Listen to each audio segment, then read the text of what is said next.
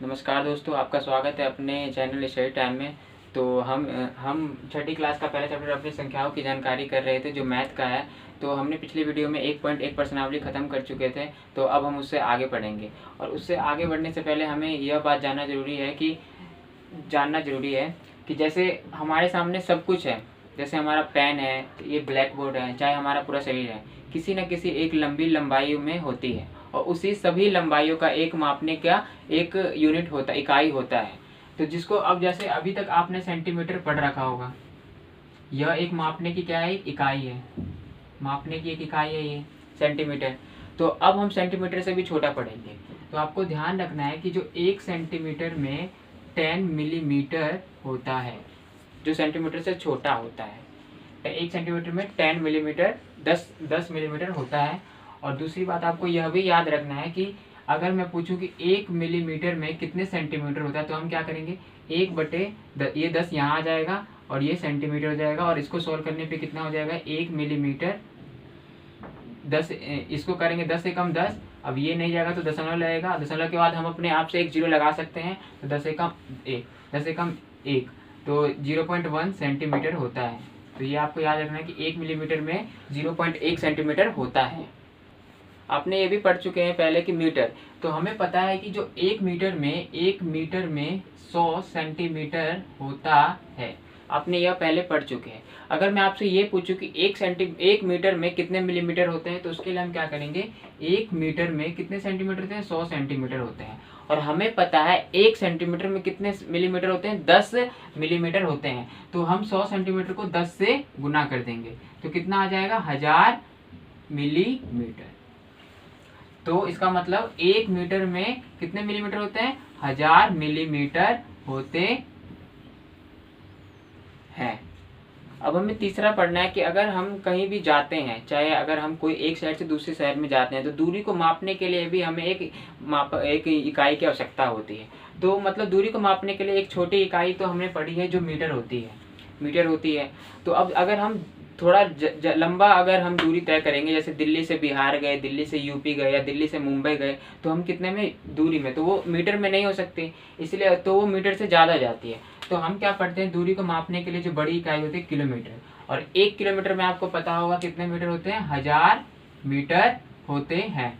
और अगर मैं आपसे पूछूं कि 1 किलोमीटर में कितने मिलीमीटर होते हैं, तो आप ये आराम से बता सकते हैं कि 1 किलोमीटर में हमें पता है कितने होते हैं, 1000 मीटर होते हैं, 1000 मीटर होते हैं। तथा और हमें पता है कि 1 मीटर में कितने होते हैं, 1000 मिलीमीटर होते हैं। अगर मैं इसको 1000 से गुना कर दूं तो हमें प्राप्त हो जाएगा कि 1 किलोमीटर में कितने मिलीमीटर होते हैं। तो अब हम कह सकते हैं कि इकाई, धाई, सैकड़ा, हजार, 10,000, लाख, 10 लाख, मतलब 1 किलोमीटर में 10 लाख मिलीमीटर होता है।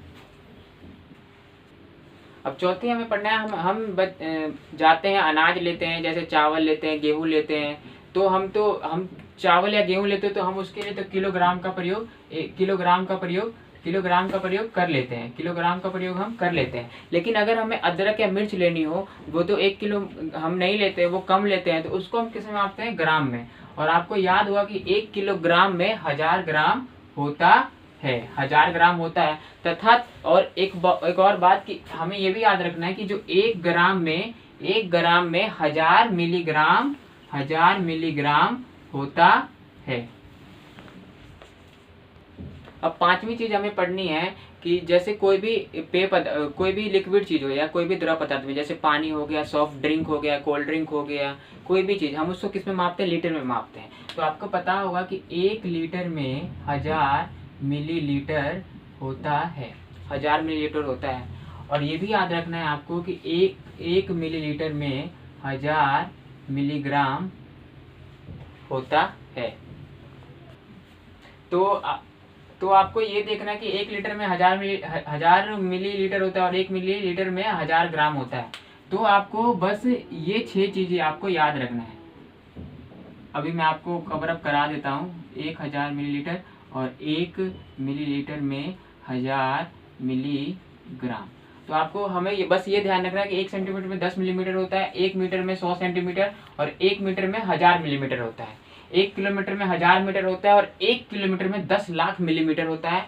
और 1 किलोग्राम में 1000 ग्राम होता है और 1 ग्राम में 1000 मिलीग्राम होता है, और 1 लीटर में 1000 मिलीलीटर होता है और 1 मिलीलीटर में 1000 मिलीग्राम होता है।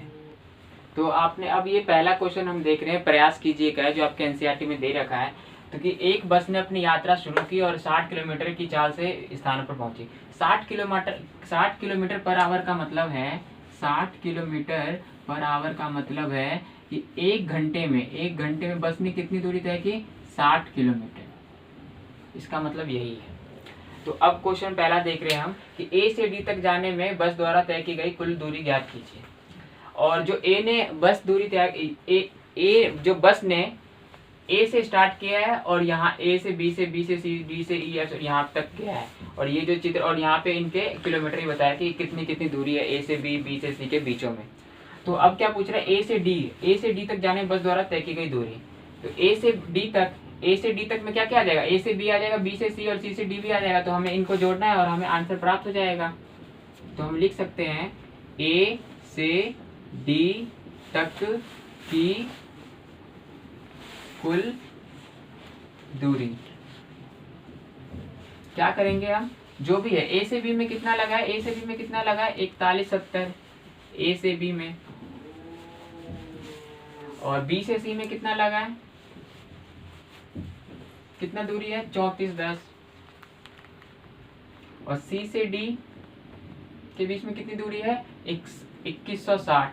अब हम इनको जोड़ लेंगे तो हमें पता चल जाएगा कि ए से डी तक की कुल कितनी दूरी है। 0 का 0 7 1 8 8 6 14 का 4 हाथ से लगा 1 4 1 और 1 2 2 4 6 6 1 7 और 4 3 7 7 2 9।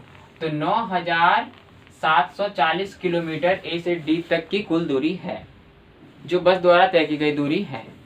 अब दूसरा क्वेश्चन है कि डी से जी तक जाने में बस द्वारा तय की गई कुल दूरी। जैसे पहले क्वेश्चन में हमने किया था कि ए से डी तक जाने में कुल दूरी कितनी लगी, उसी जिस तरीके से हमने जोड़ा था उसी तरीके से हम जोड़ लेंगे। डी से जी तक जाने में जो जितनी दूरी होगा हम उसको जोड़ लेंगे।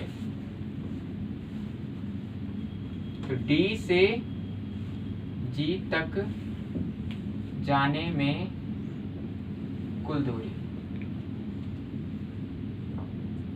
कितनी होगी? डी से जी तक जाने में वो डी से ई आएगा पहले। डी से ई तक की कितनी दूरी है? डी से ई तक की दूरी कितनी है? 8140 है। ई से एफ तक की कितनी दूरी है? 25। ई से एफ तक कितनी है? 48 30 है। और एफ से जी तक जाने में कितनी दूरी है? 25 50 है, मतलब 2550 है। अब इनको जोड़ लेंगे तो 0 4 3 7 7 5 12 का 2 हाथ से लगा 1 1 और 1 2 2 8 10 10 5 15 का 5 हाथ से लगा 1 8 1 9 9 4 13 13 2 15। तो 15520 किलोमीटर डी से जी तक की दूरी है जो बस द्वारा तय की गई है। तीसरा क्वेश्चन है कि बस द्वारा तय की गई कुल दूरी ज्ञात कीजिए। तो अब हम इन सबको जोड़ लेंगे, मतलब जहां जहां पे इसमें जैसे ए से बी तक इतने, बी से सी, सी से डी, डी से ई, ई से एफ, एफ से जी, जी से ए तक इतने जो दूरी तय की गई उन सबको जोड़ लेंगे तो हमें पता चल जाएगा बस ने कुल कितनी दूरी तय कर लेगा। तो अब हम ज्ञात करते हैं बस द्वारा तय की गई कुल दूरी। तो अब हम क्या करेंगे? ए से बी तक कितनी की है? 4170। और बी से सी तक कितने की है? बी से सी किया है 3410। सी से डी कितना किया है? सी से डी किया है 2160। डी से ई कितना किया है?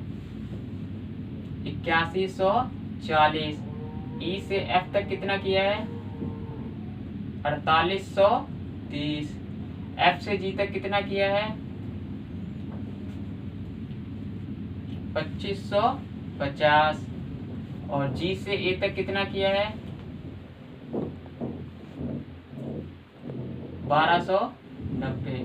अब हम इनको जोड़ देते हैं तो 0 का 0 आ जाएगा, 7 1 8 8 6 14 14 4 18 18 3 21 21 5 26 26 और 9 होगा आपका 35। 35 का 5 हाथ से लगा 3 3 1 4 4 4 8 8 1 9 9 1 10 10 8 18 18 5 23 23 2 25 का 5 हाथ से लगा 2 2 4 6 6 3 9 9 2 11 11 8 19 19 4 23 23 2 25 25 1 26।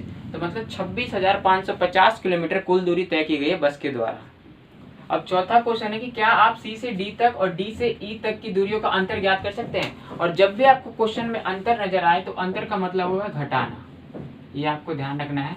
तो हम क्वेश्चन सॉल्व करते हैं। तो डी सी से डी तक की कितनी दूरी है, सी से डी तक की दूरी कितनी है,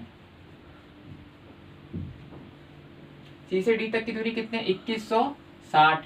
और डी से ई तक की कितनी दूरी है, जो मैंने आप ये लिख रहा हूं इसका मतलब ये ऊपर वाला ही होता है, आपको ये भी ध्यान रखना है। तो डी से ई तक की कितनी दूरी है 8140। तो दोनों में अंतर कितना होगा।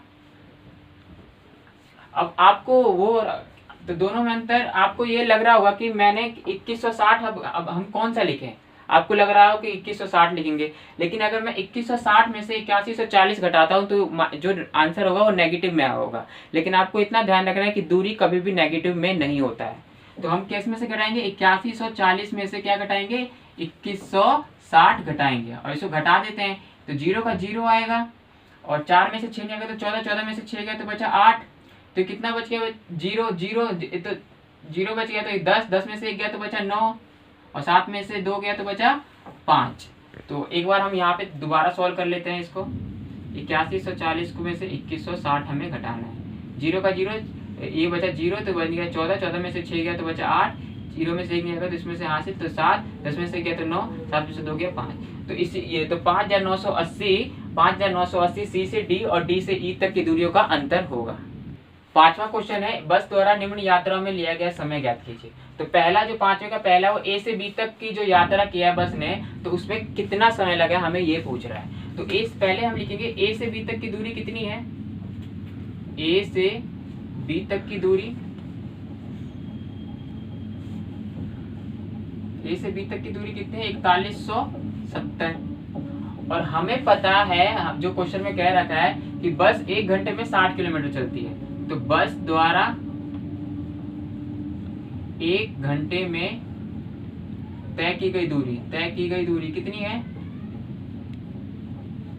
तय की गई दूरी 60 है। बस द्वारा 1 घंटे में तय की गई दूरी 60 है। और ए से बी तक दूरी कितनी है तो 41। तो ए से बी तक की दूरी तय करने में लगा समय, ए से बी तक की दूरी तय करने में लगा समय कितना होगा 4170 को हम क्या करेंगे 60 से भाग दे देंगे। तो अब 0 से 0 गया, 6 कम 6, 6 6 36, बचा कितना 5 7, तो 5 और 7 तो 6 नमा 54, 6 नमा 54 हो गया।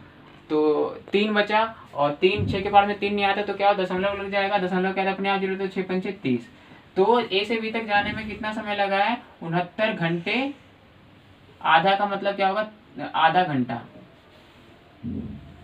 आधा घंटा को हम क्या लिख सकते हैं 30 मिनट भी लिख सकते हैं। पांचवे का दूसरा पूछ रहा है कि सी से डी तक जाने में बस को कितना समय लगा। तो सी से डी तक की दूरी कितनी है,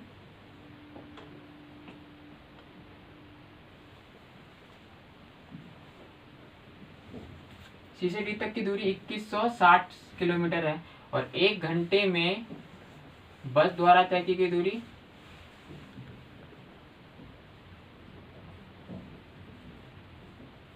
हमें क्वेश्चन में 60 किलोमीटर दे रखा है।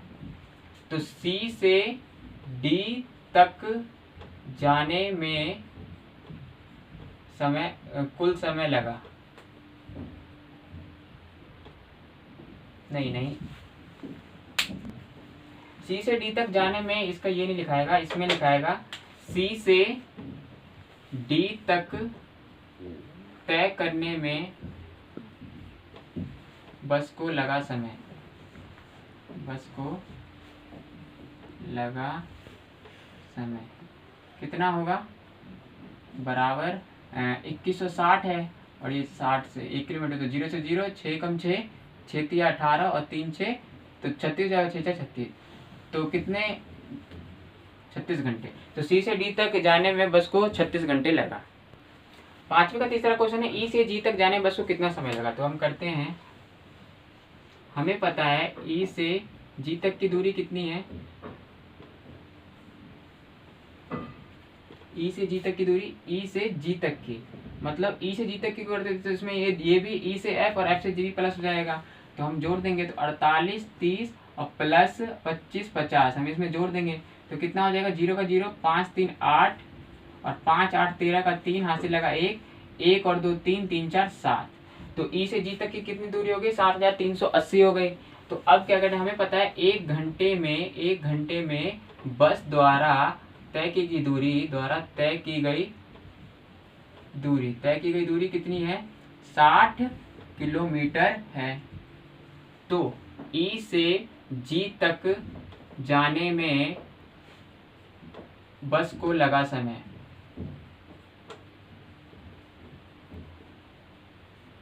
कितना हो जाएगा, तो 7380 को हम किससे भाग दे देंगे, 60 से।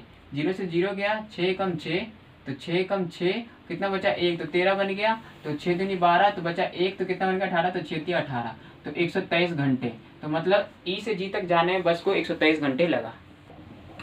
और ये बस द्वारा, अब ये लास्ट क्वेश्चन है जो मतलब पहले का है 5वें का, बस द्वारा निम्न यात्रा में लिया गया समय ज्ञात कीजिए। जो कहा तो ये कुल यात्रा ज्ञात करना था। अब कह रहे हैं कुल यात्रा में कितने समय लगा बस को, ये ज्ञात करना है। तो कुल यात्रा कितना था, जैसे हमने पहले को इससे पहले कर चुके 26,550 था। तो कुल यात्रा कितना है,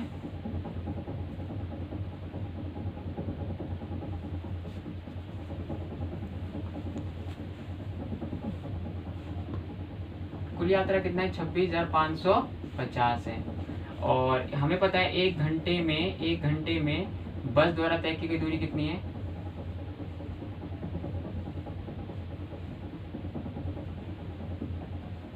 60 किलोमीटर है। तो कुल यात्रा तय करने में बस को लगा समय कितना हो जाएगा, 26,550 को हम क्या करेंगे 60 से भाग, 0 से 0 जाएगा, 6 कम 6 6 चौक 24 बचा कितना, 2 बचा तो 25 बन गया, 6 चौक 24 बचा 1 तो 15 बन गया, तो 15 बन गया तो 6 दूनी 12 बचा 3 तो 6 के बाद में 3 नहीं आता तो दशमलव लगाएंगे तो 30 बन गया, 6 पंचे 30। तो मतलब कुल यात्रा करने में लगा समय 442 घंटे लगा है, अर्थात आधे घंटे या 30 मिनट लगा है। और यही इस क्वेश्चन का आंसर है। अब ये दूसरा क्वेश्चन हमें सॉल्व करना है, प्रयास कीजिएगा। तो इसमें दे रखा है, इसमें दो डाटा दे रखा है। इसमें बता रमन की एक दुकान है, इसमें इतने पिछले वर्ष इतनी बिक्री हुई है, और बाकी इन सब जो चीज़ों की पिछले वर्ष बिक्री हुई है इनका मूल्य भी दे रखा है। सेब 40 रुपये किलो, संतरा 30 रुपये किलो, कंगा 3 रुपये प्रति नग, दांतों का ब्रश 10 प्रति नग, पेंसिल 1 रुपये प्रति नग, अभ्यास पुस्तिका 6 रुपये प्रति नग, साबुन पेटी का 8 रुपये प्रति नग है, और पिछले वर्ष इतनी बिक्री हुई है। तो हमें पहला क्वेश्चन पूछा है, क्या आप रमन द्वारा पिछले वर्ष बेचे गए सेब और संतरों का कुल भार ज्ञात कर सकते हैं। मतलब कह रहा है कि सेब और संतरों का हमें टोटल वेट ज्ञात करना है जो पिछले वर्ष वो बिके हुए हैं। तो अब हम ज्ञात कर लेते हैं। तो सेब का भार कितना है यहाँ पे, 2457 किलोग्राम। और संतरा का भार कितना है यहाँ पे, 3004 किलोग्राम। और अब हम इन दोनों को जोड़ देंगे तो हमें कुल भार निकल जाएगा। तो सेब और संतरा का कुल भार 2457 प्लस 3004। अब इन दोनों को जोड़ देंगे तो 7 4 11 और 1 6 4 5। तो इस क्वेश्चन का आंसर 5461 किलोग्राम है। तो दूसरा क्वेश्चन ये कि क्या आप रमन द्वारा सेबों को बेचने से प्राप्त कुल धनराशि ज्ञात कर सकते हैं। तो अब हम देखते हैं कि हमें पता है, हमें दे रखा है क्वेश्चन में कि सेब एक किलोग्राम सेब की कीमत कितनी है, कितनी है, 40 रुपये किलो, 40 रुपये किलो है। और हमें कितना सेब बेचा है, कुल बिक्री सेब नहीं, पिछले वर्ष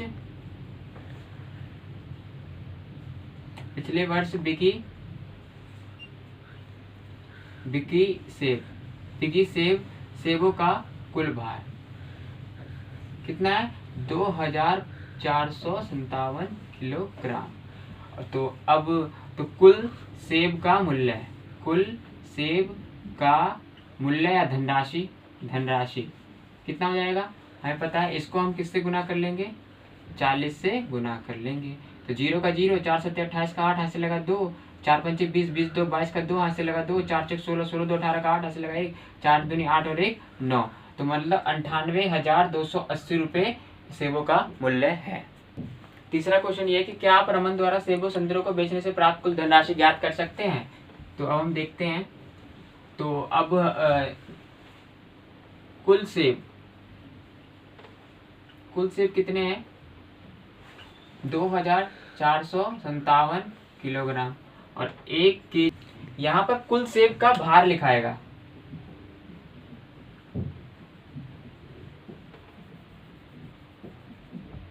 कुल सेब का भार, कुल सेब का भार कितना है, 2457 किलोग्राम। 1 किलोग्राम सेब की कीमत कितनी है, 40 रुपये है, 40 रुपये। तो कुल सेब को बेचने से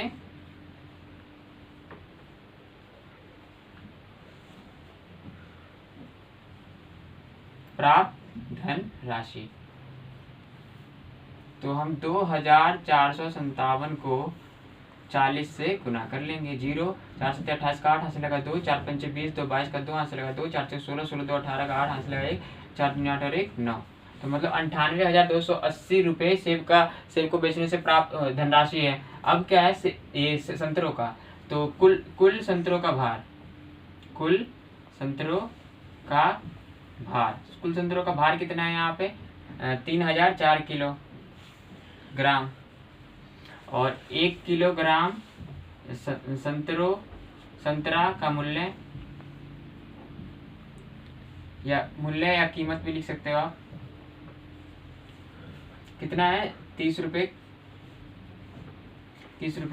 तो उससे तो संतरों को बेचने से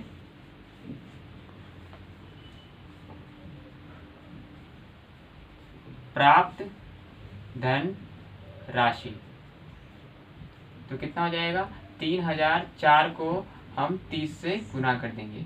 तो 0 का 0 आ जाएगा, और 3 चौक 12 का 2, हाथ से लगा 1, 3 को 0 से मल्टीप्लाई करेंगे तो 0, और 1 जोड़ेंगे तो 1, और 0 का 0, और 3 तिया 9। तो कितना आ जाएगा इसका आंसर, इसका आंसर आ जाएगा आपका 0, 3 चौक 12 और 0 और 3 तिया 9। तो इसका आंसर आ जाएगा 90,120 रुपये। तो हमें पूछा क्या है, कुल सेबों और संतरों को बेचने से प्राप्त धनराशि। तो सेब और संतरों को बेचने पर प्राप्त कुल धनराशि, तो कितना आ जाएगा, हम इसके मूल्य को और इसके मूल्य को जोड़ देंगे। तो सेबों कितने मूल्य है, 98,280 और प्लस, और इसका कितना है, 90,120। हम इसको ऐड कर देंगे, 0 का 0 आ जाएगा, और 2 8 10 का 0, हाथ से लगा 1, और तो 1 2 8 10, और फिर 1 यहाँ लग जाएगा, सॉरी। तो 1 और 2 3, 3 और 1 4 हो जाएगा, और 8 का 8 हो जाएगा, और प्लस में 9 9 18। तो कितना हो गया, इकाई धाई सैकड़ा हजार 10,000 लाख। तो 1,88,400 इसका सेब और संतरों को बेचने पे हमें प्राप्त धनराशि होगा। यह चौथा क्वेश्चन है, प्रयास कीजिएगा, मतलब उसी अभी जो कर रहे थे उसका चौथा पार्ट है। और ये वाला क्वेश्चन काफ़ी लंबा था, तो हम थोड़ा जितने काट के हम थोड़ा करेंगे, तो मतलब इसका हम आगे अभी थोड़े देर बात करेंगे। रमन द्वारा प्रत्येक वस्तु को बेचने से प्राप्त धनराशि को दर्शाने वाली एक सारणी बनाई। तो मतलब रमन द्वारा ने जितना भी चीज़ बेचा है उसका एक सारणी बनाना था, और जितना इन्होंने बेचा है उसका कुल धनराशि बताना है। कि जैसे इसका सेब की कीमत 40 रुपये है, तो सेब का इतने किलो बेचा, तो इसको प्राप्त कितने रुपये प्राप्त धनराशि होती है। इसी तरीके से हमें सबका ज्ञात करना है। तो चलो ज्ञात करते हैं। तो सेब पिछले वर्ष की बिक्री कितनी इतनी है, और सेब कैसे है, 40 रुपये किलो।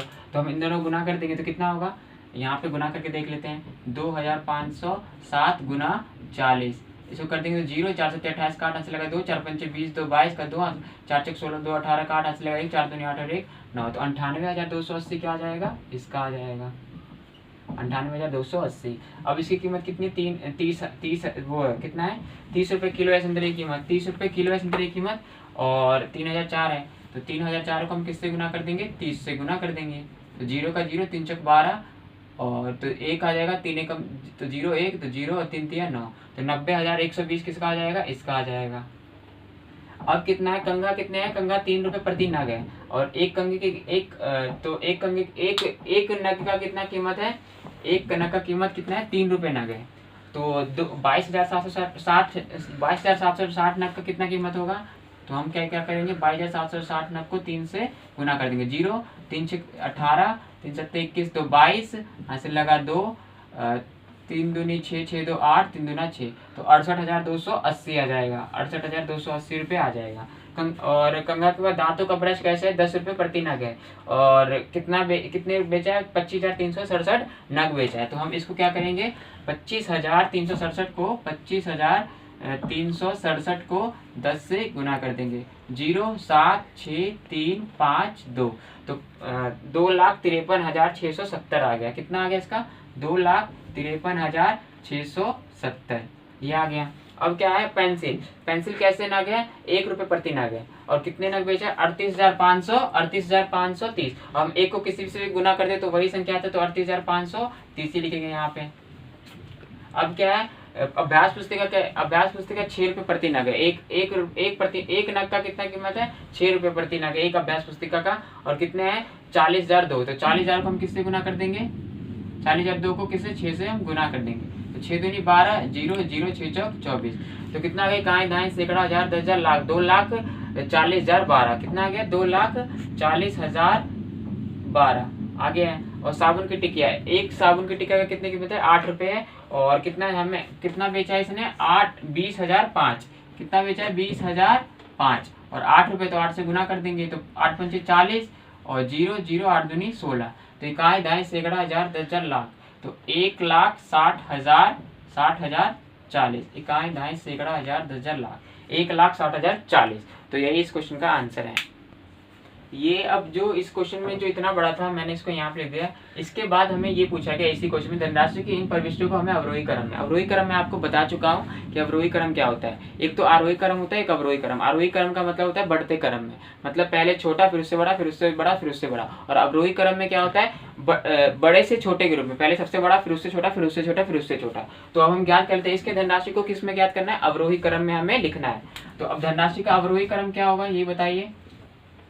सबसे बड़ा इसमें कौन सा नजर आ रहा है, सबसे बड़ा इसमें कौन सा है, देखिए 2,40,012 और 2,53,670, 2,53,670, तो ये आ जाएगा पहले। तो अवरोही क्रम पहले बड़ा लिखेंगे, तो 2,53,670, 2,53,670 आ जाएगा। उसके बाद क्या आएगा, 2,53,670 के बाद क्या है, 2,40,012, 2,40,012 के बाद क्या आएगा, 1,00,000, ये आ जाएगा 1,60,040, 1,60,040, 1,60,040 के बाद क्या आएगा, 1,60,040 के बाद क्या आएगा, 2 लाख, ये आ गया है पहले पे, और दूसरे पे ये, तीसरे पे ये, और फिर 98,000 कितना आएगा, 98,280 आएगा। उसके बाद कितना आएगा, उसके बाद 90,120 आएगा, 90,120। उसके बाद क्या आएगा, ये 38,530 आएगा। तो ये तो हो गया अवरोही क्रम, घटते हुए क्रम में। अब क्या पूछ रहा है, वो कौन सी वस्तु जिसमें रमन ने सबसे अधिक धन प्राप्त किया, ये पूछ रहा है। तो हमें अब बिल्कुल आसान से पता चल रहा है कि 2,53,670 ज्यादा है, और इसी में रमन ने सबसे ज्यादा किया होगा। तो किस वस्तु में किया है, रमन ने 2,53,670 दांतों के ब्रश, रमन ने दांतों के ब्रश से सबसे ज्यादा या सबसे अधिक धनराशि प्राप्त किया है।